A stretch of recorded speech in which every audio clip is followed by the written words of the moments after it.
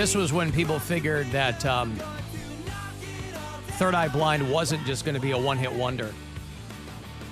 This is the follow-up to Semi-Charmed Life. Mm-hmm. And people were like, oh, these guys might be onto something. This is a superior song, in my opinion. You think so? Graduate to Semi-Charmed Life? Graduate is awesome. Well, wasn't this in a bunch of movies in the 90s, too? As it should I be. feel like people knew it from movies and things like that. When these guys played the American Music Awards that year, they sang, Can I Masturbate? Because they're cheeky. Instead of Can I It's a Graduate? silly move. I like it. Masturbate. Because that's what the reason they did that is I guarantee that's what they wanted to say in the song, and the record label's like, nah, let's do something else. Because Can I Graduate is ridiculous. It doesn't mean anything. It's so stupid. And then you got to backpedal like, oh no, the song's about. Well, listen, graduation season, and you really have to look far and wide for somebody who has given a graduation commencement address and not gotten a bunch of people's dander up. There was Jerry Seinfeld. There was Harrison Butker. There was, you name it. This is the time of year where you get people of some kind of influence and whatever their area of expertise is asked to give speeches. And then there's SUNY Delhi, State University of New York in Delhi. It's really in the middle of nowhere. It's probably about, I don't think we have any bureau chiefs there, but it's probably about an hour from Binghamton. I know we have people in Binghamton. And they got their commencement speaker right from their own backyard. Do you remember Steve Burns from Blue's Clues? Yeah. Well, apparently he lives in this town. And it doesn't look like a huge graduating class. It's a New York State college. I don't know how big the graduating class is. But they asked him to give the commencement speech because you're talking to a generation of kids now that were weaned on Blue's Clues, graduating from college. And he's like, a lot of you have probably just seen me around town. Steve Burns was a guy, I think he was the first host of Blue's Clues. My older kids watched Blue's Clues, and they were little. And my second grader watched it for like maybe a cup of coffee, but I don't think it really scratched her where she itched. But he left that show because he was going bald prematurely. And he said, I didn't want to be a young man going bald on television. And he was a musician, and he played in bands and kind of tried to get that going. And it seems like maybe he's just settled into some small-town, college-town life. Hi, I'm Steve Burns, and if you know me at all, you probably just know me as Steve. With one name and no last name. Like Beyonce. You see, 45 million years ago, I was the original gangster host of a children's television show on Nickelodeon called... Did you say original gangster host? Yes. I was the original gangster host of a children's television show on Nickelodeon called Blue's Clues. Now, I'm... Good. Blue's Clues was a really kind of weird children's television show. I wore the same bad outfit all the time and was generally very nice and very excited about absolutely everything. I hung out with an animated puzzle-solving puppy who was blue. I had meaningful conversations with my condiments. I sang songs with a bar of soap. When the mail showed up, dude, I broke out. I went crazy. I sang songs and jumped into the air. See, that's nice. You're not wading into anything controversial. You're just a guy around the town. You're talking to people who know who you are and watched your show. He said he had a concern when he was doing the show about a motivational phrase that he would say during Blue's Clues, because he said preschool viewers are a very literal group of people.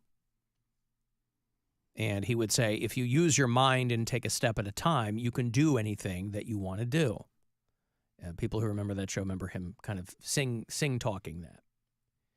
And he said he used to get letters from viewers, from kids, who would say, I want to be a pizza or a car or whatever that. And so, I don't know. That's a golden opportunity if you were hosting one of those shows to write those kids back and go, listen. Stupid. You're never going to be Hey, a pizza. idiot. Dear Jimmy, 4-year-old, stop trying to be a pizza.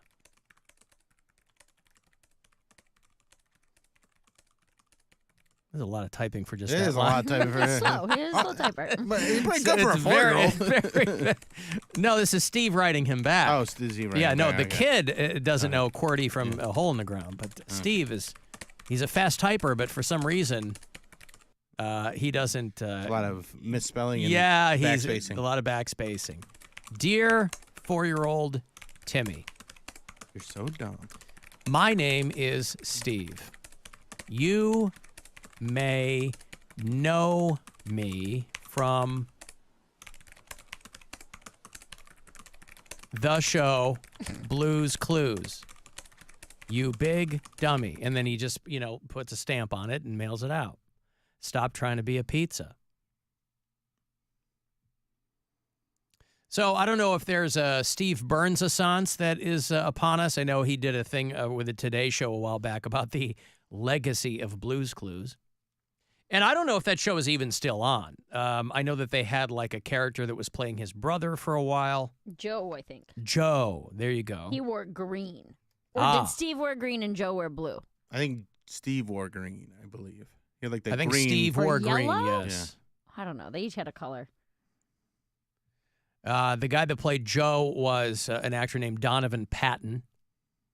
And they had a different guy in the UK. Again, I don't know if Blue's Clues is still on, but it was like at the time over there on Nickelodeon. Nothing could touch it. I think now the biggest show is Bluey. I don't know that that's on Nickelodeon, but Bluey is a show that's extraordinarily popular. My daughter can't get enough of that show. So, listen, we're awash. We're neck deep in people giving commencement speeches, and his sounds okay. There's a weather guy down in Florida. A good friend of mine was, she retired a couple of years ago. She's my age, still young. Young and vibrant and spry, Mary. Spray. But her entire career was as a television meteorologist. She was on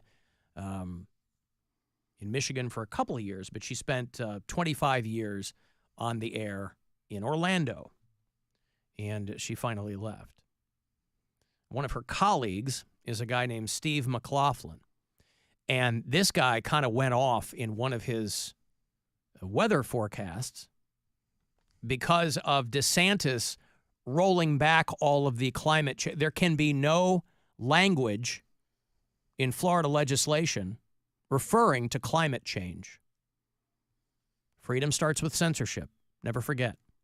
So this guy was like, yeah, we kind of tell you guys what's going on with the weather, and you might have noticed that things are weird, and he thinks it's silly that that's what's going on down there. On Thursday, we reported on NBC6 News that the government of Florida was beginning to roll back really important climate change legislation and really important climate change language, in spite of the fact that the state of Florida over the last couple of years has seen record heat, record flooding, record rain, record insurance rates, and the corals are dying all around the state. The entire world is looking to Florida to lead in climate change, and our government is saying that climate change is no longer the priority it once was. Please keep it. Now, I don't know if the entire world is looking to Florida. I thought that was a kind of an odd thing to say. The entire world, if anybody's looking to Florida to lead in anything other than alligator bites and cars on blocks, you're pointed in the wrong direction. I don't know where he got the idea that the world is looking to Florida for leadership on climate.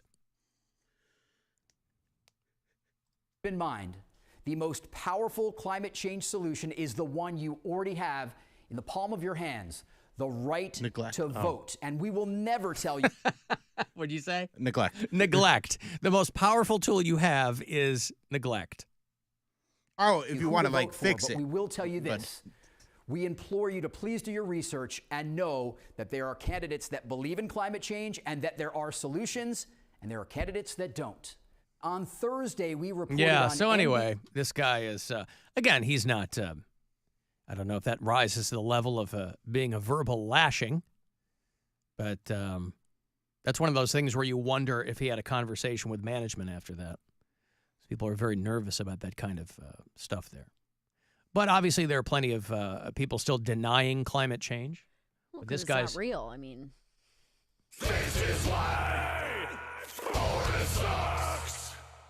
well, there is that, Mary. But listen, never forget that the eyes of the world are on Florida to lead and looking to Ron DeSantis and his cowboy boot lifts. I heard a little bit of Stansbury today talking about climate change being the end of the world, and he was in the camp of AI is going to be more of a problem first. Where do you guys stand on that? Do you think the climate change is going to be a problem, or is AI going to ruin us first? Well, we're already in climate change. I mean, it's already happening. What's the one that's going to do it, though? yeah, but climate change happens slower. Right. So AI would be, I would think, the more potential immediate threat. Unless AI solves climate change. Well, That's some where people nobody's thinking like that. Some people are hoping that they're already using AI to develop. Medical researchers are using AI to develop combinations of things for drugs and vaccines, and that they're like We've been doing that for years. It's called speedball. That would have never occurred to them, right? So they're like, from that aspect, those are the kind of things that everyone would love to see AI used for. But the companies that are developing it, we know how it's going to go, and they're not at all concerned about guardrails or anything like that. So we all know how it's going to go. I guess the best you can hope for is that in the meantime, there are some substantive good things that are developed from it. But the climate change stuff, I mean, it's already happening. Prove it. I never seen a nice cat milk. I haven't either. But Okay. there's a lot of I've things seen a snowcat a melt. lot of things I haven't seen. Yeah, and like if the movie theater's too hot, Mhm. Put it in the it goes out. Yep. Oof, in the popcorn. Mary, you all right? You smelling okay? Yeah. What happened? I just It's saw her hot.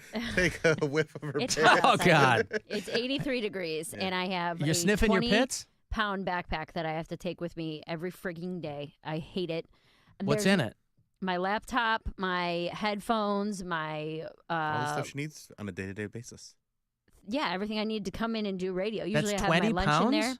That's not actually 20 pounds, but the was one time gonna I say. weighed it in my water bottle, the one time I weighed it, and it was like, when my water bottle's full, it's like 15 pounds. It's heavy. Well, yeah, if you're carrying water weight, Mary. That's what people say when Oh, they is say that what Mary it looks like she's carrying some water weight. That's very nice of them to know. Stay hydrated. But my backpack's heavy, and it's 83 degrees outside, and I have to walk a mile to the train. So I'm drenched in sweat by the time I get there. Is a liar sometimes. It's like truly disgusting how sweaty, and it's 100% humidity here every day. It's so hot.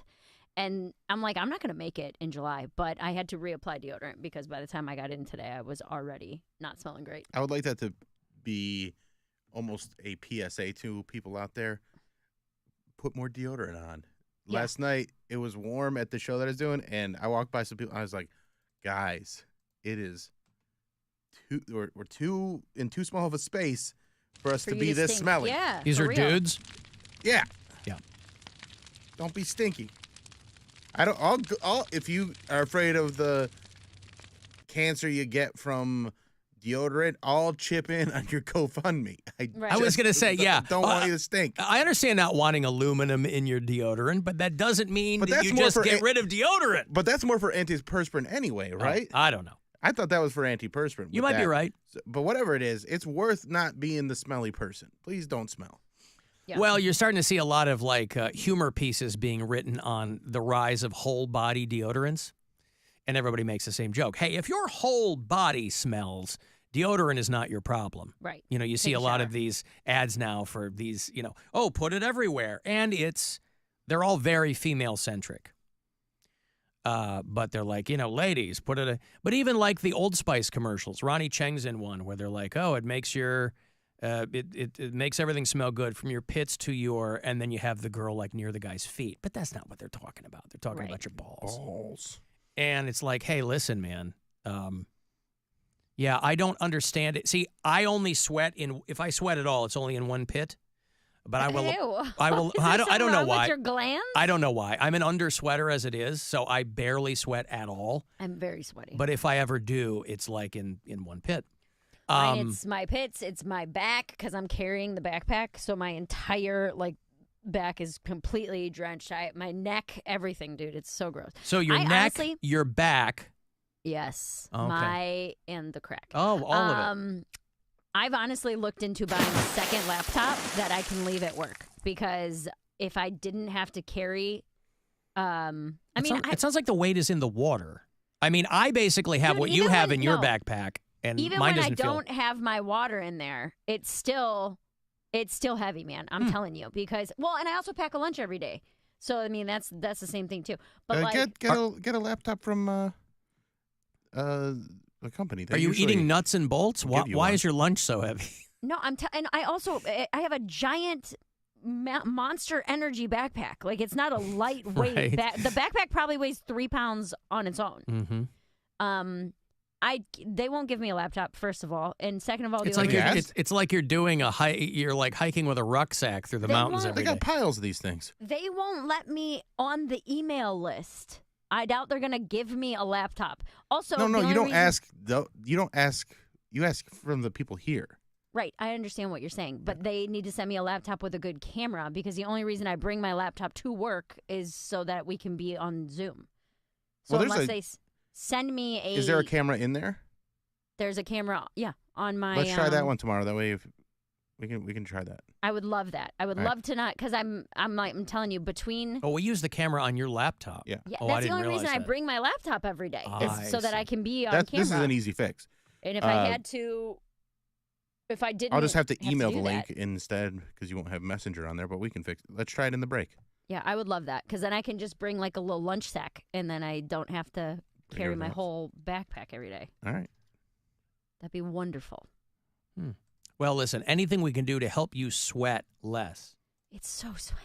And I'm like nervous. Like It's it's been in the May. 80s the last couple days. I know. And I'm like, it's May, dude. Like come August. Summer is miserable there. When it's really, I've been here in July before and it was in like the upper 90s. And it's like, you might as well, I know you have to Die, shower, but yeah. like you shower and then you walk outside and it's so humid. It's like, why did I even take a shower? I'm completely Right. drenched in sweat again. So, And it's going to be brutal everywhere, yeah. but especially there. Yeah. All right, I got to take a break here. Hey, you want to go see, what do I have? Oh, no, Rise Against tickets a little bit later on. They're coming through this summer if you want to see them. Get you those Nick Swardson passes around 420. He's doing the Goodyear Theater. More money, though, 3:30. Listen for that next keyword to get yourself $1,000 courtesy of the Buzzard Bookie. Anything else you want to text for 35192 or hit us up at AlanCoxShow.com.